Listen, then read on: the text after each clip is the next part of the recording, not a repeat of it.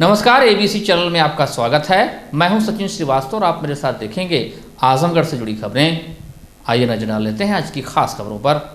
खबर के प्रायोजक हैं गोमती ग्रामीण निधि लिमिटेड की पेंशन योजना, फिक्स डिपॉजिट, डेली जमा व मंथली जमा योजनाओं में निवेश करें और पाएं बेहतर return. Niswa girls inter college, Paharpur, Azamgarh. Admission open classes nursery to 11th।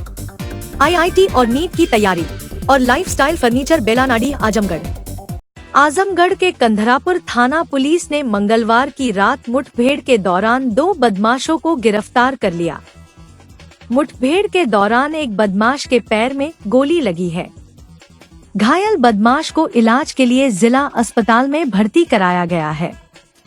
बदमाशों के पास से एक देशी तमंचा, 2 खोखा, एक जिंदा कारतूस, एक मोबाइल, एक मोटरसाइकिल सहित नकदी और 2 चाकू बरामद किया गया है। बता दें कि 21 सितंबर को ग्राम प्रधान रमेश यादव पुत्र रामकरण यादव निवासी गौरी नारायणपुर थाना कंधरापुर लिखित तहरीर दिया गया कि मोहम्मद पुत्र अब्दुल जलील, वसीम पुत्र सहाबुद्दीन, नियाज उर्फ मोटू पुत्र इफ्तिखार अहमद समस्त निवासी ग्राम खानका थाना बिलरियागंज द्वारा छुट्टा प्रतिबंधित पशुओं को बेचने के उद्देश्य से काटकर एवं उनके मांस को बोरी में भरकर मोटरसाइकिल से ले जा रहे थे। ग्रामवासियों द्वारा दौड़ाकर उन लोगों को पकड़ने का प्रयास किया गया, परंतु अभियुक्त वसीम व नियाज मोटरसाइकिल से असलहा लहराते हुए भाग गए तथा अभियुक्त मोहम्मद महमूद पकड़ा गया था, जो अंधेरे का लाभ उठाकर मौके से फरार हो गया।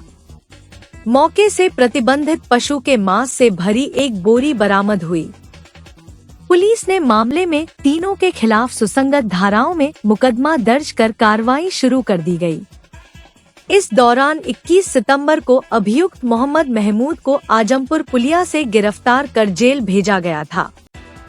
प्रभारी निरीक्षक रुद्रभान पांडे मंगलवार को उप निरीक्षक जावेद अख्तर ने दिया कि मोतीगंज बाजार में एक मोटरसाइकिल पर सवार 2 व्यक्ति तेज गति से आते हुए दिखाई दिए, जिन्हें रोकने का प्रयास किया परंतु नहीं रुके और बलाई की तरफ जा रहे हैं।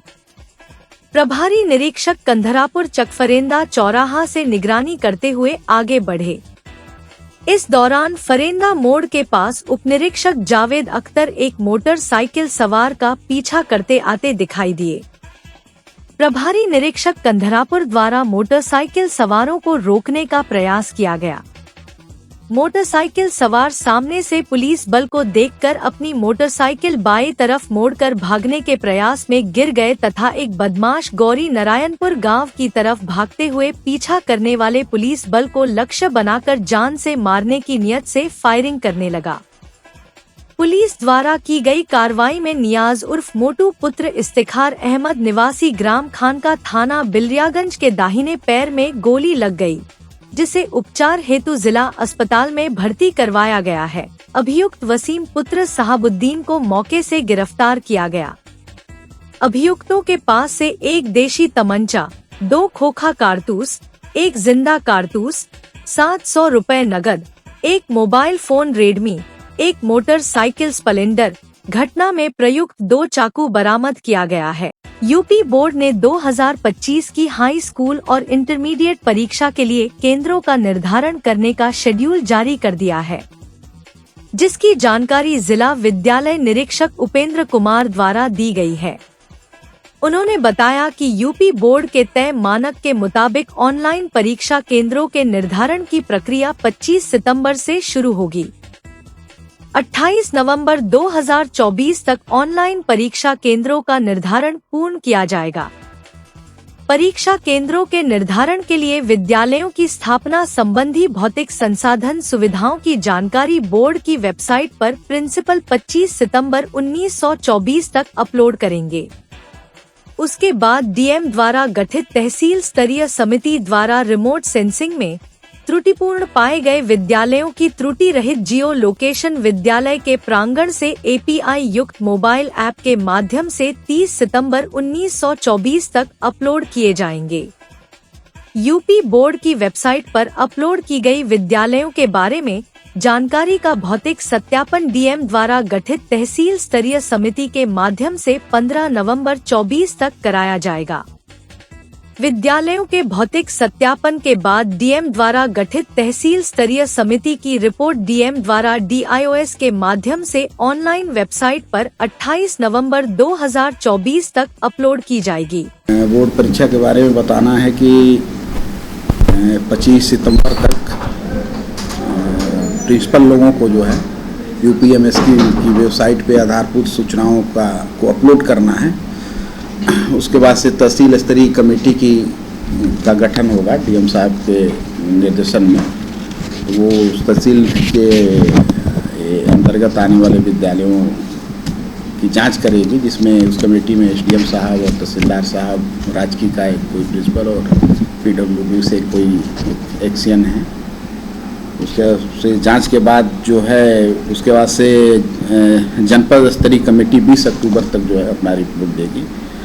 उसके बाद जो है हम लोगों को 2 नवंबर तक जो है सूची को सार्वजनिक करना होगा। सूची सार्वजनिक करने के बाद जो है अगर कोई त्रुटि है तो 6 नवंबर तक उस त्रुटि को दूर कराना है। 11 नवंबर को जो आपत्ति देंगे जो सेंटर सुपरिटेंडेंट हैं या उसके बाद से परिषद की वेबसाइट पर ऑनलाइन अग्रसारित जनपदीय केंद्र निर्धारण समिति के अनुमोदन विद्यालय छात्र आवंटन सहित केंद्रों की सूची वेबसाइट पर 15 नवंबर तक ये प्रदर्शित हो जाएगी। उसके बाद से अगर उसके बाद कोई आपत्ति है तो वो 20 नवंबर तक आपत्ति देनी है। 28 नवंबर को जो है पूरी तरह से जो है जितने केंद्र बनेंगे उनकी सूची जो है UPMS की वेबसाइट से अपलोड करना है। ये अंतिम तिथि 28 नवंबर है। कितने छात्र हैं? छात्र तो हाई स्कूल और इंटर मिला के लगभग जो है 1,45,47,000 के लगभग है जनपद में जो है। तो कितने केंद्र बनाए जा रहे हैं, क्या है? केंद्र पिछली बार 276 बने हैं। इस बार कुछ बदलाव हुए हैं। पहले 1200 अभ्यर्थियों पे सेंटर, उससे ज़्यादा नहीं बन सकता, 2000 कर दिया गया। तो कुछ सेंटर में होगा। ब्लैक लिस्टेड सेंटर कितने हैं, उनके लिए क्या कार्रवाई? ब्लैक लिस्टेड तो अभी मैं ज्वाइन किया हूँ, तो अभी मैं आपको दे दूँगा सूचना। अस्पतालों में लगातार 24 घंटे सेवा दे रही स्वास्थ्य कर्मियों में शामिल स्टाफ नर्स, जिन्हें स्वास्थ्य व्यवस्था की रीढ़ कहा जाता है, अब वह नए पदनाम से जानी जाएगी। शासन से मंजूरी मिलने के बाद अब स्टाफ नर्सों को उनकी वरीयता के हिसाब से अब नर्सिंग अधिकारी, सीनियर नर्सिंग अधिकारी, सहायक नर्सिंग अधीक्षक, उप नर्सिंग अधीक्षक, नर्सिंग अधीक्षक व मुख्य नर्सिंग अधिकारी के नाम से जाना जाएगा। नए पद नाम मिलने से शहर के मातबरगंज स्थित जिला महिला अस्पताल में CMS डॉक्टर विनय कुमार सिंह ने सभी नर्सिंग स्टाफों को मिठाई खिलाकर बधाई दी। सभी नर्सिंग स्टाफों के चेहरे पर खुशी देखने को मिली। इस मौके पर CMS डॉक्टर विनय कुमार सिंह ने कहा कि अच्छा लगता है कि हमारे नाम के आगे ऑफिसर लग जाए, लेकिन उसके साथ साथ एक जिम्मेदारी भी डेवलप हो जाती है। यदि हम अधिकारी हैं तो हमारी जिम्मेदारी भी बढ़ जाती है, क्योंकि हमें रिस्पॉन्सिबल बनाया जाता है। अधिकारी में सिर्फ अधिकार ही नहीं मिलता, बल्कि कर्तव्य का बोध भी होता है, तो फिर हम अपने कर्तव्यों से भाग नहीं सकते। इस मौके पर स्मिता राय, शकुंतला, श्वेता, स्नेहलता, छाया, पूनम, तेत्री, ममता, सविता, तारा, सोनी, आशा यादव, आशा, वंदना, राजोती सहित बड़ी संख्या में नर्सिंग स्टाफ मौजूद रहे। वजह खुशी की है। खुशी की वजह यह है कि हमारे उत्तर प्रदेश सरकार के अपर मुख्य सचिव दीपक कुमार साहब ने एक शासनादेश जारी किया है, और उस शासनादेश के तहत जो हमारे संवर्ग की सबसे ज़्यादा कर्मठ संवर्ग है, जो 24 घंटा तीमारदार से लगता है और मरीजों की सेवा करता है, लगातार डॉक्टर हमारा रहे न रहे, हमारी स्टाफ नर्स, हमारी सीनियर स्टाफ नर्स रहती हैं। तो इन लोगों की बहुत दिन से डिमांड चल रही थी कि हमारे संवर्ग का जो नाम है, पदनाम, उसको चेंज किया जाए। क्योंकि डॉक्टर्स के बाद सबसे अच्छी डिग्री इन लोगों के पास होती है और तनख्वाह भी सबसे ज़्यादा होती है। हमारे संवर्ग में डॉक्टर्स के बाद दूसरे नंबर की तनख्वाह हमारे नर्सिंग ऑफिसर्स का होता है। ये डिमांड चल रही थी, हम लोग भी इसका समर्थन कर रहे थे, क्योंकि मैं एसोसिएशन से भी हूँ, ये समर्थन कर रहे थे। तो ये 21 सितंबर को ये शासनादेश जारी हुआ और ये हायर लेवल से हुआ, मतलब सिर्फ प्रिंसिपल सेक्रेटरी से नहीं हुआ बल्कि एडिशनल चीफ सेक्रेटरी के माध्यम से हुआ है। तो आज ये खुशी का दिन हमारे पूरे संवर्ग के लिए, हमारे लिए भी है, हमारे सहयोगियों के लिए है। तो इसको हम लोग सेलिब्रेट कर रहे हैं और मैं सबको बधाई दूंगा। हमारे साथ इन लोगों ने बेहतर काम किया, हॉस्पिटल को भी बेहतर बनाया और दिन रातें लगी रहती हैं और बहुत सारी बातें होती हैं जिसमें हमारी झड़प भी सुननी पड़ती है, डांट भी सुननी पड़ती है, फिर भी मरीजों के लिए लगातार तत्पर रहती है। चीज़ों को रोज़ हम बदल रहे हैं। तो अब इन्हें अब किस अन्य नाम से जाना जाएगा? अब जो हमारी पहली पायदान थी जिससे भर्ती होती तो उस स्टाफ नर्स बोलते थे, उसको अब नर्सिंग ऑफिसर बोलेंगे। अगला पद होगा सीनियर नर्सिंग ऑफिसर का, इसके बाद होगा उप नर्सिंग चिकित्सा अधीक्षक का, फिर होगा चिकित्सा अधीक्षक का, जिसको मातृका बोलते थे मेट्रन। इस तरह से नाम हो गए ऑफिसर, सीनियर ऑफिसर, उप अधीक्षक और अधीक्षक। ये चार लेवल का इनका बनेगा। ये नाम हम अभी से मैं मतलब ये शासनादेश है तो मुझे उससे भी इम्प्लीमेंट करता हूँ, मैं खुशी के साथ इजहार करता हूँ कि करूँगा और इसकी एक एंट्री इन लोगों की सर्विस बुक में मैं करा दूँगा। आजमगढ़ में आपके हॉस्पिटल में कितने लोगों को अधिकारी बनाया गया है?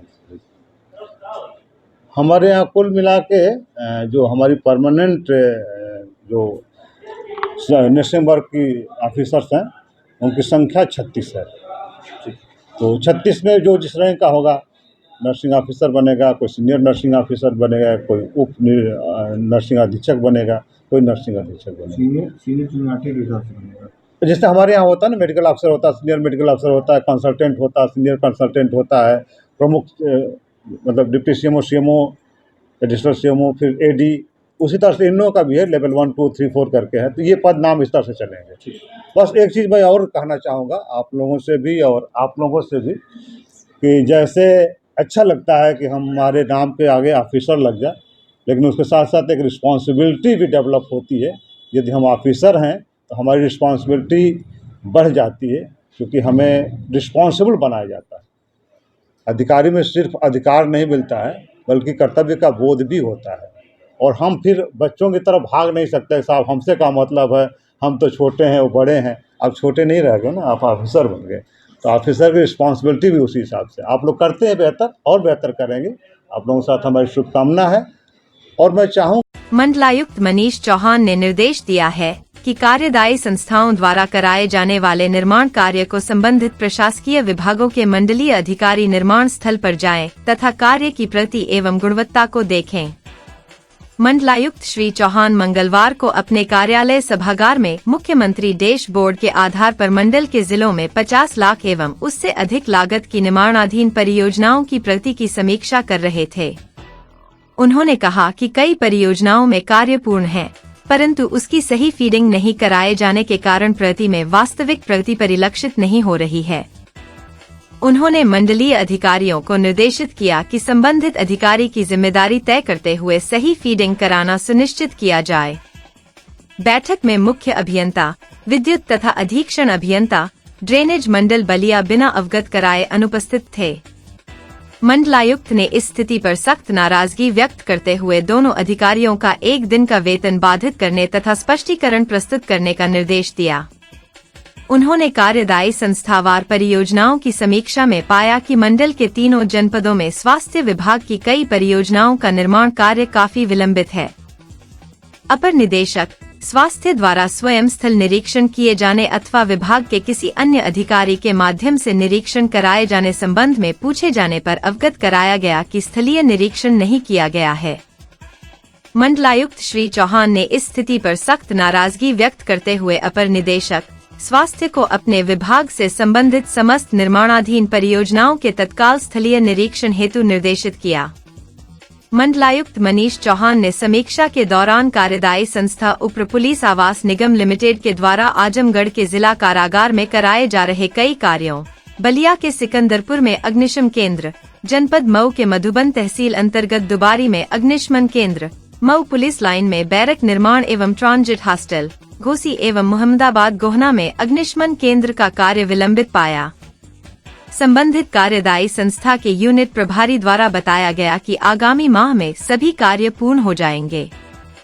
इसी प्रकार उप राज्य निर्माण एवं श्रम विकास सहकारी संघ लिमिटेड द्वारा बलिया में कस्तूरबा गांधी बालिका विद्यालय मनियर एवं बेलहरी के निर्माण कार्य भी विलंबित होने के संबंध में संस्था के परियोजना प्रबंधक द्वारा इस माह के अंत तक कार्य पूर्ण कर लिए जाने के संबंध में अवगत कराया गया।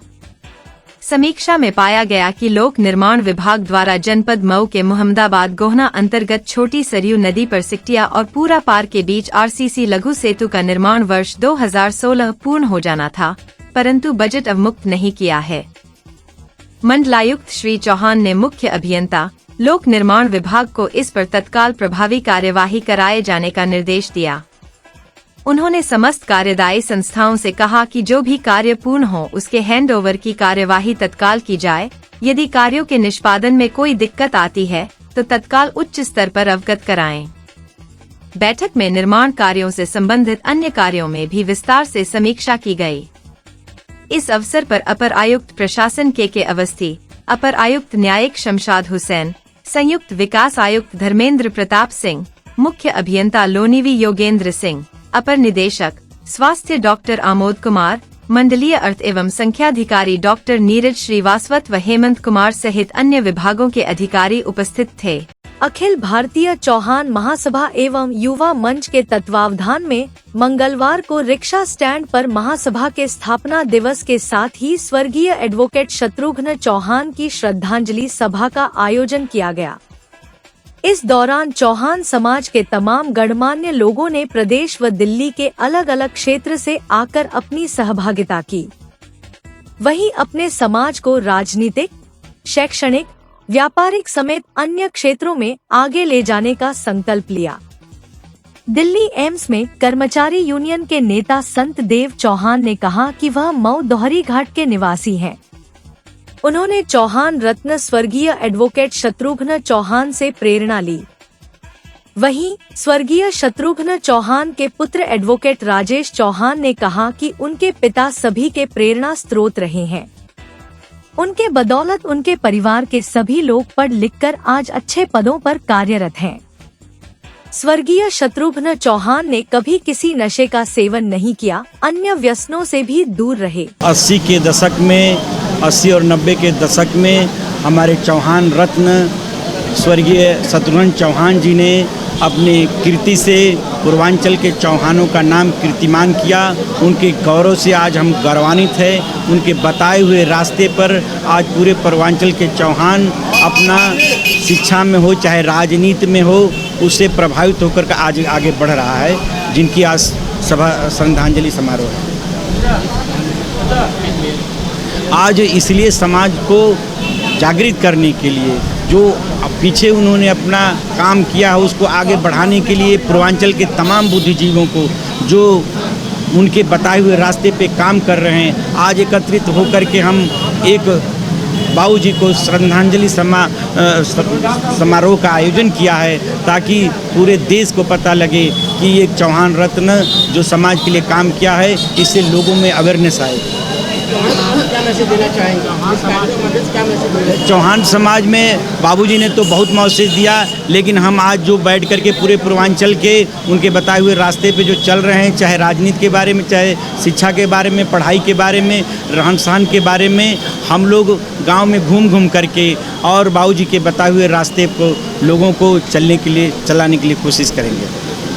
आजमगढ़ के मुबारकपुर थाना क्षेत्र के अतरडीहा गांव में सोमवार की रात इन्वर्टर ठीक करते समय करंट लगने से युवक की मौत हो गई। घटना के बाद परिवार में अफरा तफरी मच गई। सूचना पर पहुंची पुलिस ने जांच की। मुबारकपुर थाना क्षेत्र के अतरडीहा गांव निवासी 30 वर्षीय रजत सिंह उर्फ दीपू पुत्र संत बेलाल सिंह सोमवार को घर पर था। उसके घर का इन्वर्टर खराब हो गया था। रात करीब 8 बजे वह घर का इन्वर्टर ठीक करने लगा। इस दौरान वह करंट की चपेट में आने से झुलस गया। परिजनों ने किसी तरह से करंट अलग किया। उपचार के लिए लेकर सीएचसी बिलरियागंज पहुंचे। डॉक्टर ने मृत घोषित कर दिया। क्षेत्र में एक बहुत ही सम्मानित परिवार संत विलास सिंह जी, उनके पुत्र बाबूरजत सिंह जी करंट से मृत्यु हो गई, जिसको सुनने के बाद इलाके में एक शोक की लहर दौड़ पड़ी। वह एक नेक और बहुत ही खुश मिजाज किस्म के व्यक्ति थे। मैं सुन करके आज पोस्टमार्टम हाउस पे आया अतरडीहा। बिलरियागंज नगर पालिका द्वारा इस्माइलपुर गोरिया बाजार में सड़क के किनारे पोखरी में कूड़ा डालकर जल प्रदूषण और वायु प्रदूषण फैलाने की शिकायत पर भारत रक्षा दल के सगड़ी क्षेत्र के उपाध्यक्ष अमरजीत ने पदाधिकारियों के साथ क्षेत्रीय प्रदूषण नियंत्रण अधिकारी को ज्ञापन सौंपा है। ज्ञापन देने आए कार्यकर्ताओं ने बताया कि गोरिया बाजार के पास नगर पालिका बिलरियागंज के कर्मचारियों द्वारा सड़क के किनारे पोखरी व सड़क पर भारी मात्रा में कूड़ा गिराया जा रहा है। कूड़ा पानी में सड़कर दुर्गंध फैला रहा तथा कूड़े में लगी आग से काफी धुआं निकल रहा, जिससे लोगों को काफी परेशानी हो रही। लेकिन नगर पालिका द्वारा अभी भी निरंतर कूड़ा गिराया जा रहा है। इस पर तत्काल रोक लगाने, वहां से कूड़ा हटवाने की मांग की गई। कार्यकर्ताओं ने मौके की फोटो व वीडियो भी दिखाया। ज्ञापन देने वालों में रवि प्रकाश, डॉक्टर राजीव पांडे, सुशील कुमार, राजीव अस्थाना, रामेश्वर प्रसाद शामिल रहे। मंगलवार को मनरेगा मजदूर संघ की कुंवर सिंह उद्यान में मासिक बैठक संपन्न हुई। बैठक के दौरान मनरेगा अधिनियम 2005 के तहत काम मिलने और काम न मिलने की एवज में मजदूरों को बेरोजगारी भत्ता दिए जाने को लेकर मंथन किया गया। वक्ताओं ने कहा कि जनपद में मनरेगा का कार्य केवल कागजों पर कराया जा रहा है। रोजगार सेवक एवं मनरेगा सेल अपने चहेतों का जॉब कार्ड बनाकर उनका लेबर डिमांड निकाल करके और फर्जी हाजिरी चढ़ा करके केवल भ्रष्टाचार में शामिल है। संघ का कहना था कि मजदूरों को काम नहीं दिया जा रहा, फर्जी लेबर डिमांड निकाल करके काम करने का सिलसिला लगातार जारी है, जिसमें सक्षम लोगों की मनमानी चरम सीमा पर है। मनरेगा मजदूर संघ की जिला अध्यक्ष नविता शर्मा ने बताया कि अधिकारी, ग्राम सचिव, रोजगार सेवक यह सभी लोग फर्जी तरीके से लेबर डिमांड निकाल करके कार्य करने में संलिप्त है। मनरेगा श्रमिकों को समय पर लेबर डिमांड रिसीव करके काम उपलब्ध कराया जाना चाहिए एवं कार्य पूर्ण होने के 15 दिन के उपरांत उनका भुगतान होना चाहिए। अगर लेबर डिमांड रिसीव करने के 15 दिन के अंतर्गत कार्य नहीं दिया जाता है तो उन्हें मनरेगा अधिनियम 2005 के तहत बेरोजगारी भत्ता दिया जाना चाहिए। इन्हीं समस्याओं को लेकर बैठक के दौरान विचार विमर्श किया गया और अगली रणनीति बनाई गई। बैठक जो है कुंवर सिंह उद्यान में हर माह में 24 तारीख को होती है। ये अनिवार्य रूप से ये 22 ब्लॉक से आए हुए हैं ब्लॉक अध्यक्ष हमारे मनरेगा मजदूर संघ के, जो जागरूकता ये लोग कर रहे हैं गांव-गांव में जाकर कि जो हमारे लाभार्थी बेरोजगार हैं, मनरेगा एक्ट सन 2005 में दिया है कि 15 दिन के अंदर में मजदूरों को काम न मिला तो बेरोजगारी भत्ता चाहिए। तो ये मजदूरों को काम मिल ही नहीं रहा है तो भत्ता कहाँ से मिलेगी। इसलिए मजदूरों को हमारे पदाधिकारी जा के गांव में जागरूकता अभियान किया जा रहा है। उसके साथ साथ माइक्रो फाइनेंस की भी जो है कार्यक्रम शुरू किया जा रहा है कि ये कंपनियां जो है निकली हुई है प्राइवेट, मजदूरों तक शोषण फैला रही है। जो मजदूर हमारे पीड़ित होकर अपनी जान को हत्या डाल दे रहे हैं।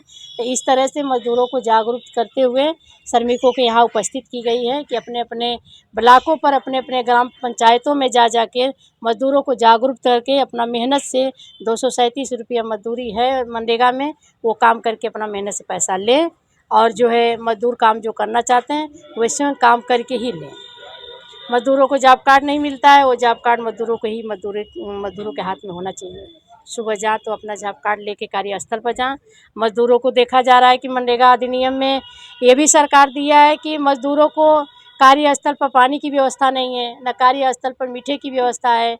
मजदूरों की जो है वहाँ पर चिकित्सालय की व्यवस्था नहीं की जा रही है। तो ऐसे में मनरेगा जो सरकार दे रही है उसी चीज़ को हम ले रहे हैं और गाँव-गाँव जाके जागरूकता अपना कर रहे हैं।